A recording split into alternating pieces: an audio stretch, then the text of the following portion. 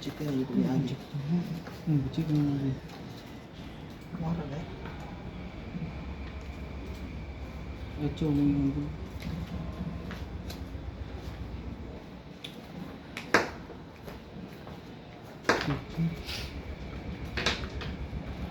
Ay, tibol diri.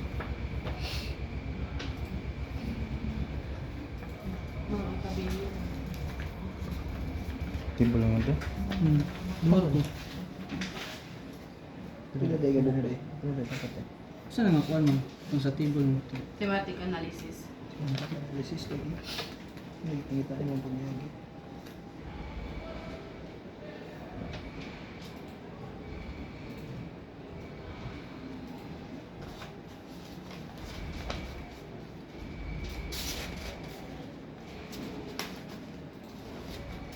Tibol.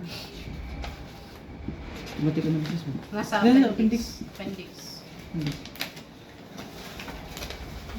Kasi nga nakuha ang pag-print mo.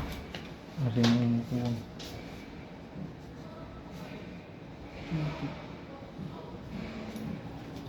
Ang inyo lagi mga themes doy kay murag sentences na doy. Dapat ba yung mga ang themes kay mga phrases lang. Sige nakita na. Wala ka na. Nakatawa ka na. Diba? Kung butang ano kay offerings, assorted goods, ang butang. Butang na ako kay shoot it. So, meron ka sa Sa kagsaon. ubutan na. Oo. Dili pa natuan ang offering. Asan? Ako gitugan Ah, yun. sige. Ako gibutang. Kita may gawin sa resibo po. Oo. Pero gilayan na siya parang offerings mo ulit tanan. Oh. Yan na ako man yun. Supply, metals, ribbons and pins, play, and certificates, then others. Mo yan, taman offerings is na Tulong na si Tibol ni Duar ka pa. Hmm? Dual ka teams ma'am. Tulong na sa table mo. First, SOP. How do strivers students describe their experience in balancing academic and work responsibilities? Na ay 1, 2, tulo.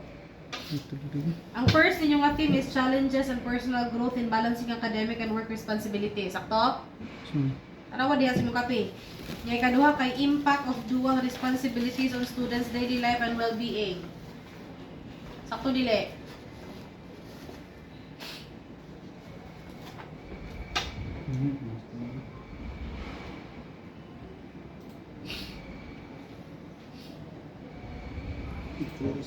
Ito yan, yung mga... Isa man ay gadget ani doy. So, yung ano? Isa may leader ni. Ikaw. Oh. Oo niya. Anong murag dili man ka sure? Baga kayo ang inyong manuscript niya tagduha ra ang inyong kuan. Themes.